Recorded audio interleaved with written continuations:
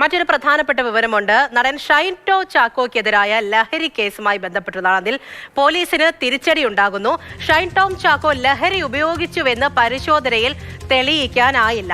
Forensic report നടന് അനുകൂലമാണ്. S രാഗിനാണ് വിവരങ്ങളുമായി ചേർന്നത്. Ragan, good morning. ഇതാ ഹോട്ടലിൽ നിന്നും ചാടി ഇറങ്ങിപ്പോയ ദൃശ്യമൊക്കെ അല്ലേ, അതൊക്കെ ഇപ്പോഴും ഓർമ്മയുണ്ട്. അപ്പോൾ എന്തുകൊണ്ടാണ് പോലീസിനൊരു തിരിച്ചടി നേരിടേണ്ടി വന്നത്? താൻ ലഹരി ഉപയോഗിക്കാറുണ്ട് എന്ന് ഷൈൻ ആ സമയം മൊഴി നൽകിയിട്ടുണ്ടായിരുന്നു. പക്ഷെ ഇവിടെ എന്താണ് പ്രശ്നം പറ്റിയത്?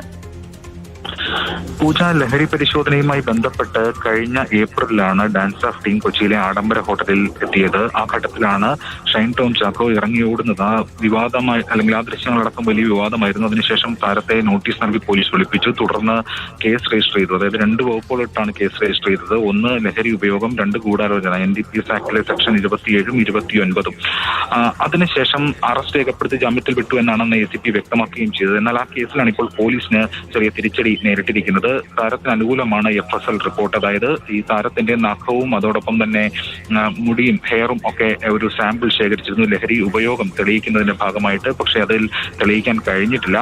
അന്ന് നടനൊപ്പം നടന്റെ സുഹൃത്തായിട്ടുള്ള അഹമ്മദ് മുർഷാദ് എന്ന് പറഞ്ഞ ആളെയും അന്ന് ചോദ്യം ചെയ്ത് അറസ്റ്റ് രേഖപ്പെടുത്തി വിട്ടയച്ചിരുന്നു. എന്തായാലും ഈ കേസിലാണ് ഇപ്പോൾ തിരിച്ചടി നേരിട്ടിരിക്കുന്നത്. ഒന്ന് മനസ്സിലാക്കുന്നത്, കുറച്ച് ദിവസങ്ങൾക്ക് ശേഷം ഈ സാമ്പിൾ ശേഖരിച്ചത് കൊണ്ടാകാം എന്നൊരു വിലയിരുത്തൽ പോലീസിനെ സംബന്ധിച്ചിടത്തോളം ഉണ്ട്. എന്തായാലും ഇതിൽ ഇനി തുടർ നടപടികൾ എന്ത് എന്നത് സംബന്ധിച്ചുള്ള ഒരു ലീഗൽ ഒപ്പീനിയൻ പോലീസ് തേടും. അതിനുശേഷം ഒരു തിരിച്ചടിയാണോ രാഗൻ? പോലീസിനെ സംബന്ധിച്ചിടത്തോളം തിരിച്ചടി എന്ന് തന്നെ പറയാം. കാരണം ഈ FSL റിപ്പോർട്ടിൽ അത് തെളിയിക്കാൻ കഴിഞ്ഞിട്ടില്ല. മാത്രമല്ല, അന്ന് താരം താൻ ലഹരി ഉപയോഗിക്കാറുണ്ട് എന്ന തരത്തിലുള്ള മൊഴിയും നൽകിയിരുന്നതാണ്.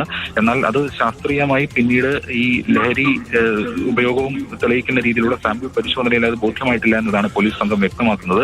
2 വകുപ്പുകളാണ്. ഒന്ന് ലഹരി ഉപയോഗവും, 2 ഗൂഢാലോചനയും. അപ്പോൾ ഇതിൽ ഇനി തുടർന്ന് എങ്ങനെ മുന്നോട്ട് പോകുമെന്നത് സംബന്ധിച്ചുള്ള കാര്യത്തിൽ പോലീസ് ലീഗൽ ഒപ്പീനിയൻ തേടിയിരിക്കുകയാണ്. അതിനുശേഷം തുടർ നടപടികൾ സ്വീകരിക്കും.